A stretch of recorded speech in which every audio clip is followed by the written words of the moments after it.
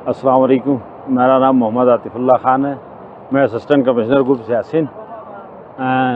अल खिदमत फाउंडेशन का हम बहुत ही मशहूर हैं कि जिन्होंने यहाँ हमारे रिलीफ कैंप्स में आके इनके लिए खाने का बंदोबस्त किया, क्योंकि यहाँ रोड बिल्कुल ब्लॉक होने की वजह से लोग पैदल जाते हैं, थके हारे लोग आते हैं, उनको भी यहाँ खाना प्रोवाइड किया जाता है। उसके साथ साथ जो डिज़ास्टर की जद में हैं उनको भी खाना वगैरह प्रोवाइड किया जाता है। और फिर फ़र्जन हाउस होल्ड के लिए इन्होंने फूड पैकेजेस वगैरह लाया हुआ है।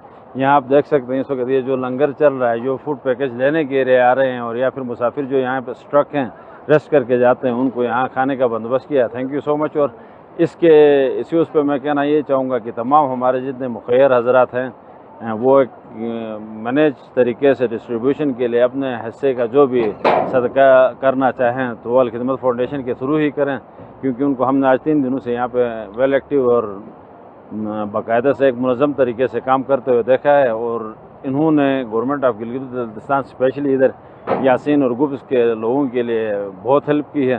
तो थैंक यू सो मच। अल खिदमत फाउंडेशन पाकिस्तान जिंदाबाद।